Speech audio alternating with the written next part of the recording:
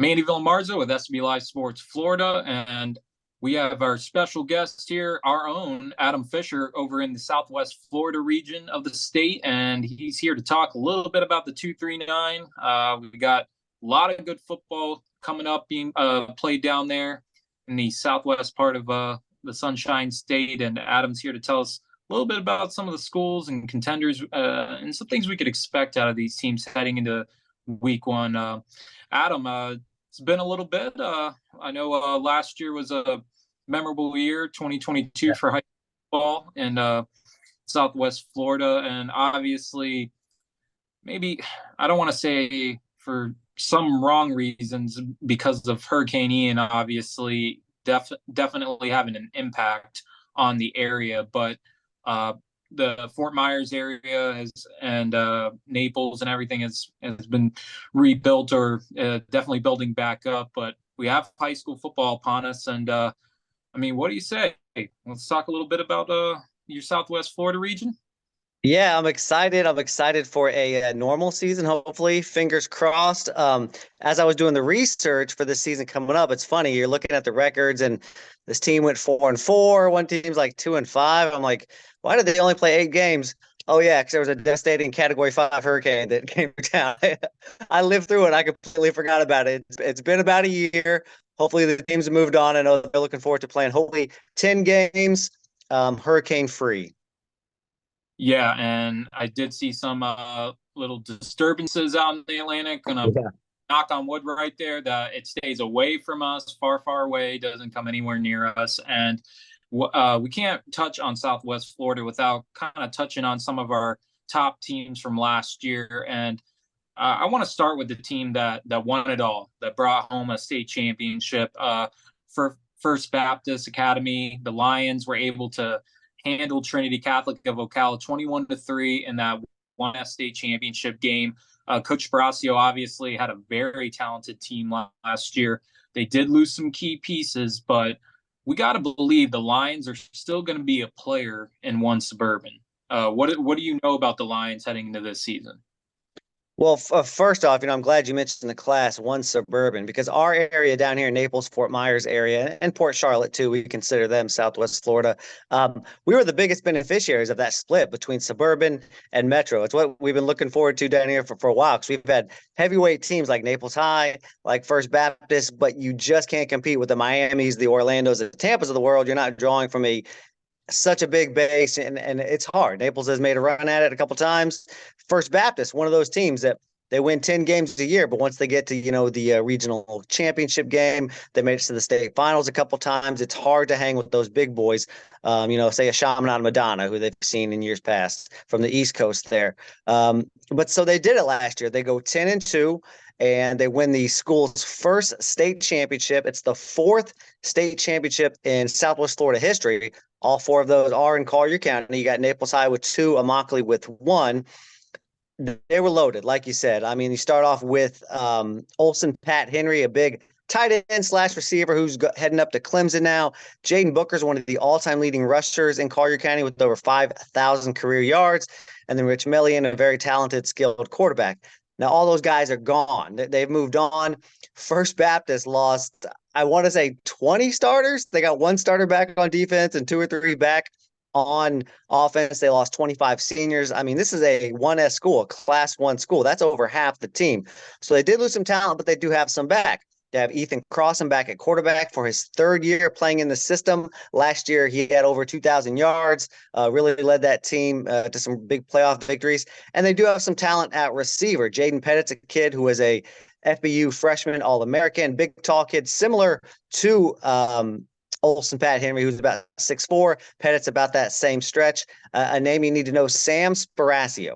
That is the coach's kid, Billy Sparacio. Now, the last time Sparacio had a kid play was Joseph Sparacio, was a 3-time Defensive Player of the Year down here, went on to start football games at Boston College at linebacker. So they got big, tough kids in the Sparacio family. We expect Sam to be a running back and do just as well. Yeah, Sam really made a lot of plays against the Celtics last in that state championship game. I definitely remember his number being called and his name being called over the loudspeakers at Gene Cox Stadium up in Tallahassee. So those are a couple names, Crossan and Sparacio. Definitely remember those guys. They're definitely going to be major playmakers and contributors for the Lions this season. I mean, how would you say kind of the vibe is with them trying to repeat? Do you feel like that to them is like, we got to defend this, we can repeat, we have that belief? Or do you feel like it's, hey, let's kind of see what we got? I mean, we graduated a lot of guys. Let's see where we can go with this 1 week at a time. Yeah, if you ask Coach Sparacio and you ask the team, yes, they're going to say, hey, our goal is to repeat. And he's done an excellent job. This is a fairly young program as far as football is concerned. They started in 2009, kind of with the semi-varsity, but in their fourth year, they went to the state semifinals, so they've always been used to contending. They've always made that their goal, their championship, a state championship, never content with just winning a district title. So, yes, I think they're talking about repeating. It's going to be tougher. There are some better, smaller schools down here. I think they can win a district. They're in a very small district. That's obviously the first step with the two other local private schools in Collier County. So they're talking about it. Now, me personally, I don't know if obviously that's their goal, but it's going to be tough with all the talent. Like you said, we lost. And I know in other regions in that 1S class, some teams have come up and have a lot more talent back. So it's going to be tough for the Lions to get even back to the state finals. Yeah, I know it's a tough 1S just classification. Trinity Catholic obviously is returning a lot. There's a lot of good teams in that classification that are going to be competing for that 1S state title. But let's head a little further north into Lee County, and we got a team that was right on the cusp. They got to the state semis. They lost a heartbreaker to Mainland. We're talking about Dunbar. We're obviously a team that was just, I would say, touchdown away from being able to get to states. I mean, this team, Sam Brown's team, is obviously loaded on the defensive side of the football. What are you expecting from Dunbar? And do you feel like this team, with the talent they got, Tawaski Abrams, I mean, Florida commitment, he leads this team. Do you feel like they got what it takes to get over that hump and this time around get to the state championship game? I think they're obviously the best team down here in Lee County, and I think they look very similar in talent to what they had last year. They lost their quarterback, Landon Winterbottom, and they lost some really good athletes. And Sean Rush, who went off to Florida, and some other D1 guys, and a strong running back. But as you said, they got Tawaski, TJ Abrams going to Florida. They got Eric Fletcher, a big kind of tight end receiver, thick kid too, looks like a power forward. He's going to East Carolina, and a ton of guys back on defense. And that's kind of Dunbar's calling card. They want to hit you hard. They want to dirty it up. They want to grind you down. They beat Naples in the regional finals last year. And that's a big deal. They won at Naples. No Southwest Florida schools beat Naples usually, and they never win at Naples. I think everyone assumed that one, or what is it, the 3S title was going to be Naples last year after they split from regional or to the suburban classification. Dunbar came in, they go 10-2. They won at Naples. And then, like you said, they only lost by a touchdown to that really, really good Mainland team. So I think as far as the 3S classification goes, they can stack up with anyone. They have as much talent. They have as much athletes. Not super big. I think Mainland last year was kind of bigger than them. Dunbar never has super big kids, but they got speed all over the field. And that's kind of their calling card, and that speed works for them on defense as well. Do you feel like that's the biggest thing that concerns you when you saw Mainland and Dunbar, just for them to get to that state semifinal level and then make a run to states again, just size up front? Do you feel like that's kind of what's going to hold them back from trying to win a state championship? Because obviously Mainland, they do have a lot coming back, a lot of the same guys defensively. Do you feel like that's going to be Dunbar's maybe Achilles heel, while they're making a playoff run? So I think they can overcome the size. We almost saw it last year, and they did it against Naples. I think Naples was a bigger team. What hurts a lot of schools down here is just depth. Now, obviously, I can't speak to other schools like Mainland across the state, but I feel like down here, especially in Lee County, there are so many schools that all these schools are spread so thin. We don't have a lot of big schools, but we don't have a lot of small schools. All these public schools are just kind of medium sized, and it's getting tougher and tougher to get kids out for football. So that was kind of their problem last year. Is they had really good athletes, some good stars, but if someone goes down or they need a rest, you're not having that same quality off the bench, or you're having to bring a younger guy in up from JV in the playoffs. So depth has hurt them in the past. I haven't been out there this year yet to see how their numbers are, but I know that's always kind of a sticking point down here. I think that's probably going to be because, like I said, their athletes can run with anybody. It's just a matter of do they have enough athletes? Yeah, and you bring up Naples, and they were a favorite last season in 3S. I mean, I think I had them maybe projected to meet Pine Forest in a 3S state championship game, and old neither team end up in the 3S state championship game. We get Lake Wales and Mainland. Lake Wales ends up winning it. You got Naples. Obviously, Rick Martin has one of the most well-coached teams in that area. And he lost a couple really good running backs. But Sean Simeon, I've heard a lot about this kid, especially in the spring, blew up, had over 200 yards against Venice, which I think that alone says a lot. If you can rush for over 200 yards against a team that is state runner-up in Class 4 Suburban, you got to be doing something right. It's a running back. And, I mean, it's the Golden Eagles. When you just kind of alluded to it, they're kind of that bar that is set in the Southwest Florida region. So for Dunbar to beat them, Naples always is the standard. But, I mean, Naples, do you feel like this team can make a run this time around, even with some of the talent they lost? I think they got as good a chance as they always do, and that's to say that they always have a chance. Ever since Bill Kramer came to town, he wants two state titles, retired, handed it off to his former player, Rick Martin, who's the coach now. Last year was a big disappointment, as we said, and these guys really kind of stewed on that. They're not used to disappointments in Naples, especially when last year was supposed to be the year. It was supposed to be their third state championship because of the way it's split. They weren't going to run into Miami Central or Northwestern again. So they've really been stewing on that. As you said, they did lose two, I think 1,500-yard running backs, both of them, and Isaiah Augustave and Kendrick Raphael. Sean Simeon, very good, very talented kid, a fast kid. But Andy, I've seen you strap on pads. You could run for 200 yards in this Naples offense, man. That's just what they do. They grind out this running game. They never throw the ball. They throw the ball 3 times a game. Again, this is no knock on Sean Simeon because he's very good and he is very talented. But any running back in the system is going to get 1,000 yards. Defensively, that's where they've always hung their hat. Rick Martin's always been a defensive guy, even though he played offensive line. He always talks about the defense. I think they have like 9 starters back, something like that. They got some studs. Kinsley Faustin, who has Division I offers, Power 5 offers. Ben Boozy, who has Division 5 offers, or Power 5 offers. I'm sorry. A kid I think we've talked about before, Luke Walker. He's doing some nasty things. He's back for a senior year. He was all area, all state last year. So they got some really, really good talent on defense. Like I said, they don't throw it a bunch, but they do have their quarterback back in Jack Melton. And that's a big deal because this offense is tricky to pick up for a new quarterback. It's this triple option, veer option. Got to have a really smart quarterback who can read the defense in an instant. This will be, I believe, Melton's 3rd year in the system at the varsity level. So that's got to help out. And getting to see them against Venice last year, which they just barely lost that game. I mean, that was a 12-11. Just I know of the 3 losses. I know Dunbar was the one that hurt the most, but I know that Venice had to really sting because they feel like they can. That game had a lot of hype and anticipation to it. I could almost feel just the tension between the two teams of like it's 2-3-9 versus 9-4-1 because obviously Venice is very much about their Sarasota County roots because that's where they're at. And you have Naples coming up from Collier County. You almost feel like if Naples could have won that game, it could have created this trajectory, this path to maybe having that confidence to win it all.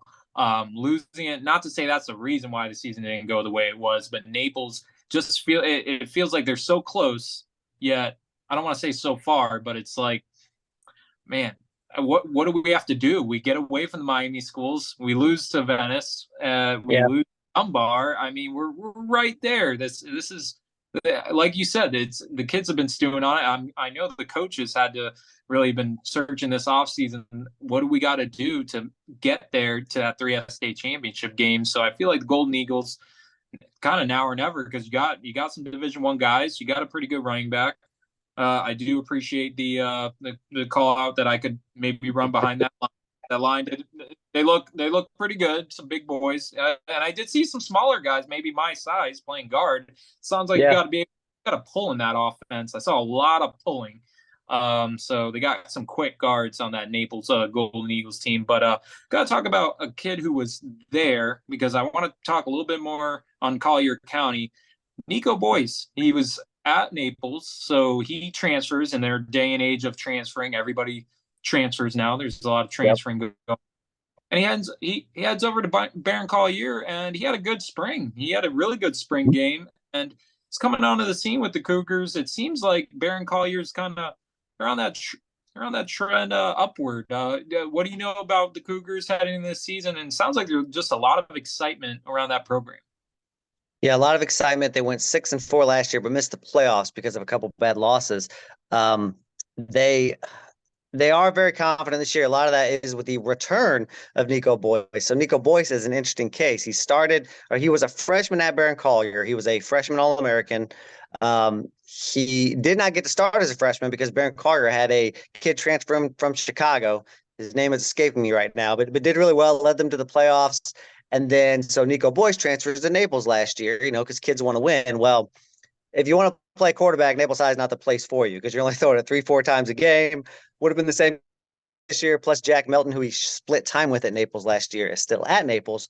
So Nico goes back to Barron, and I think they're really looking forward to opening it up. Their coach there, Mark Jackson, I mean, he loves to throw. This is his, I think, 9th year here at Barron Collier, and he's always had this open spread offense, loves to have fun. They're going to air it out. They got some athletes, guys back. And yeah, Nico did really well in the spring, 200 yards, 2 touchdowns. They're really excited about him.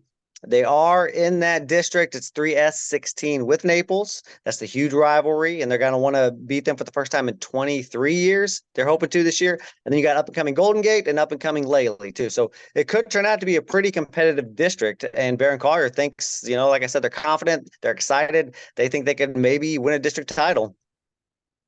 Yeah, well, I mean, they're a team that's been on the radar a little bit. Things I saw from the spring, they definitely played well. I'd be remiss if I didn't head back up north because we're going to bounce around counties here. Lee County, we got Bishop Verot. This team was a team definitely on their way to get into the Class 2 state championship game. I mean, the name that I heard a ton last season was Carter Smith. He just blew up, but he's got Deshaun Jenkins back there with him in that backfield. They got some other dudes on that team. I mean, what are you liking about this, or what do you not like about this Vikings team? Since there's so much to like. Right. Well, if there's something I don't like, it's going to be their defense. They gave up over 20 points a game last year. Part of that is they get in these shootouts. Your offense is scoring so quick with Carter Smith in the pocket that, your defense is a little tired. But I know they want to tighten that up. They want to stop giving up points, but they also want to air it out like they have. Carter Smith is fun to watch. If you're ever in the Lee County area on a Friday night, try and see Bishop Verot because, man, they whip it downfield. Last year, as a sophomore, he threw for 3,104 yards and 29 touchdowns. Then he ran for 692 yards and 19 touchdowns. What is that? 48 touchdowns as a sophomore he attributed to. And, man, he's just electric. He's a big kid. He's like 6'4", maybe 6'5" now. They lost one receiver, a very talented and quick kid in Trevante Watts, but he's got all his other targets back. Deshaun Jenkins, as a freshman last year, he went for 1,000 yards, and he got stronger as the year went on.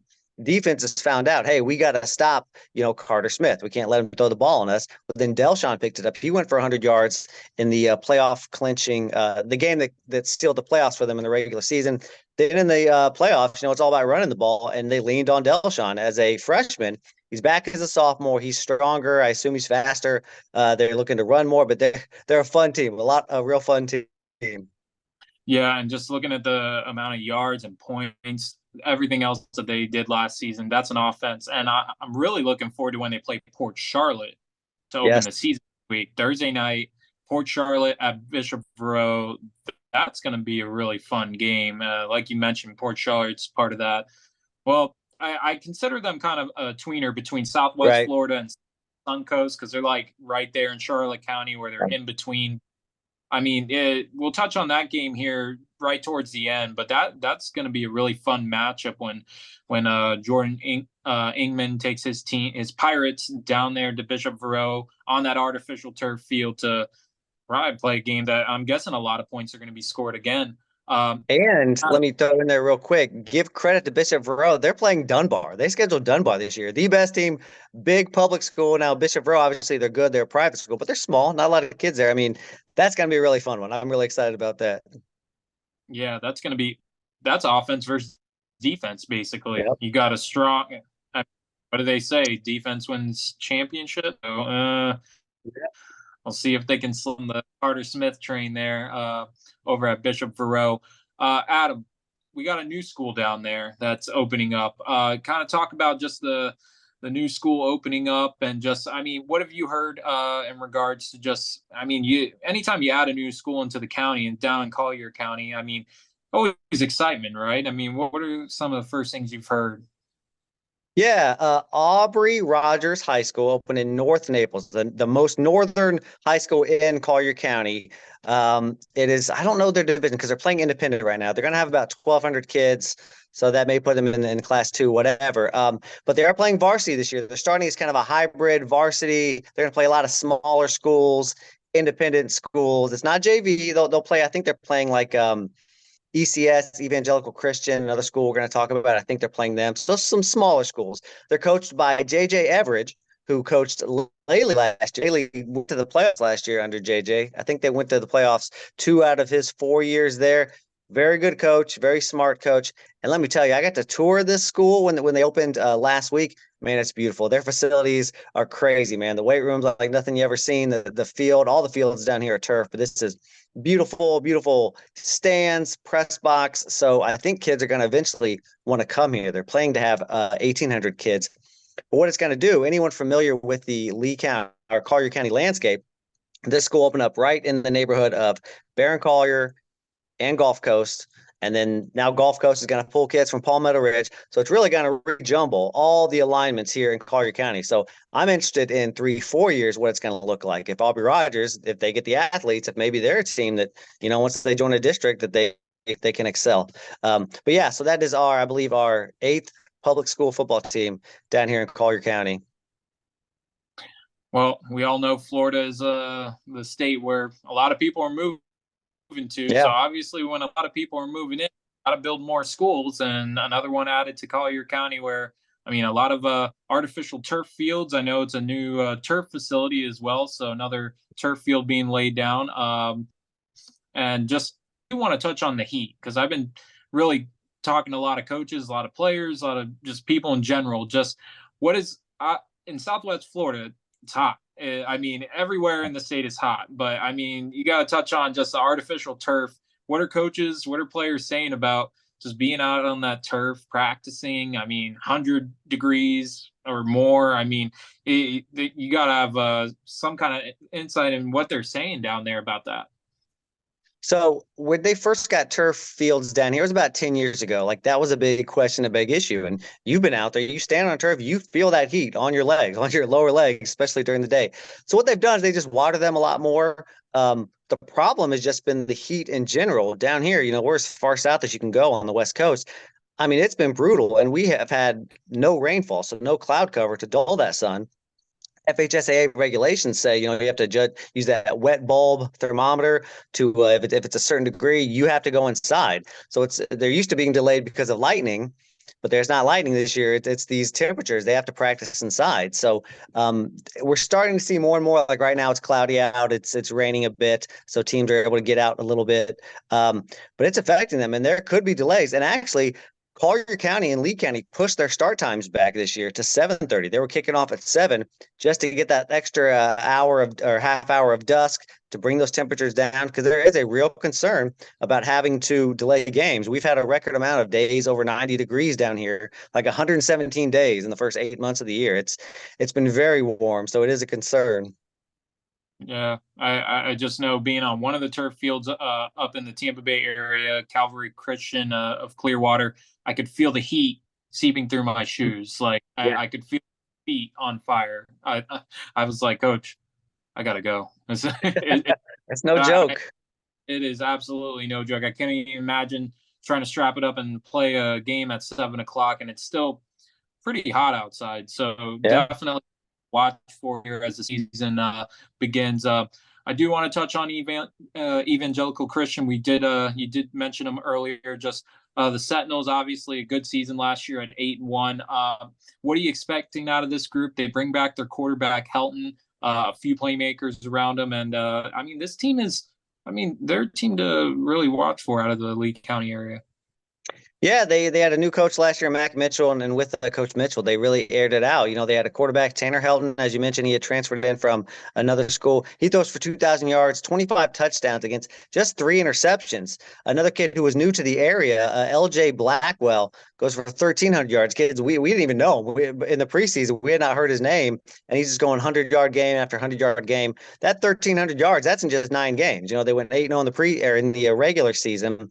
Now, it was not the toughest schedule. They were playing mostly the other local private schools here. I think they have tried to stretch that out a little bit and play some out-of-area teams in this coming season. But again, they should win their district. It's a 3-team district, and I think they're in the same district as Moorhaven. I'm not sure if that's the case. They lost to Moorhaven in the playoffs last year. I don't think they played in the regular season because it was one of those hurricane games that got wiped out. But that's going to be their competition because they went 8-0 in the regular season and got smoked pretty bad by Moorhaven in the playoffs. So that's who they're kind of looking up to and chasing after.